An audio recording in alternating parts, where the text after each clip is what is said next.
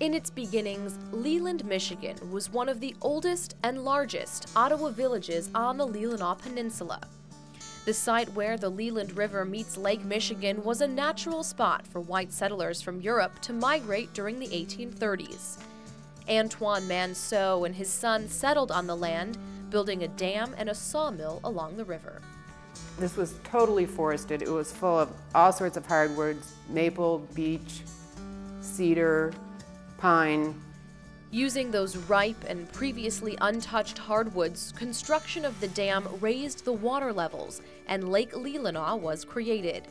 The new body of water allowed for boats to come in and out carrying lumber and other supplies, and it wasn't long before other industry moved into the area, including the Leland Lake Superior Iron Works and commercial fishing.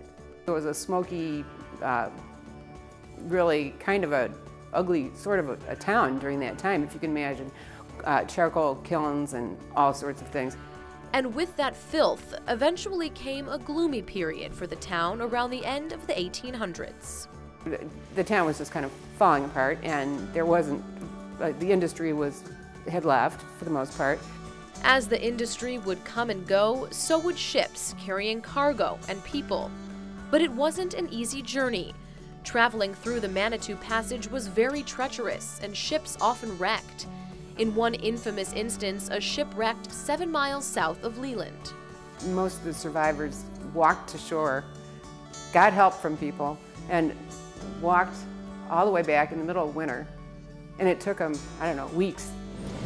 Still today, shipwrecks wash up on shore as the river ebbs and flows.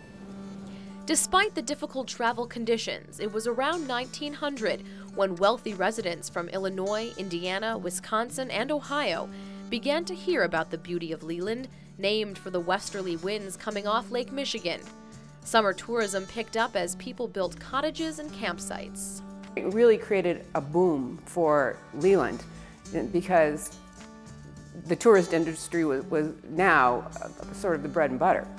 With a new boost in Leland residents, commercial fishermen began building wooden shacks to help them process and serve their daily catches. The historic fishing settlement became known as Fishtown. It's this perfect location for any ambitious soul settling in this region to want to select the Leland River. And that is the spot out of which Fishtown grew.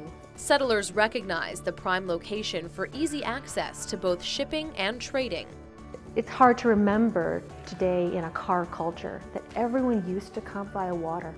That was the front door, that was the major highway, that's how you came and went. And just as the people have come and gone, so has the fortune of Fishtown as the health of the Great Lakes and the stocks of fish fluctuate. Fishtown has had its ups and downs, but it is the one industry in this area that has continued from the very earliest days pre-settlement up to the present.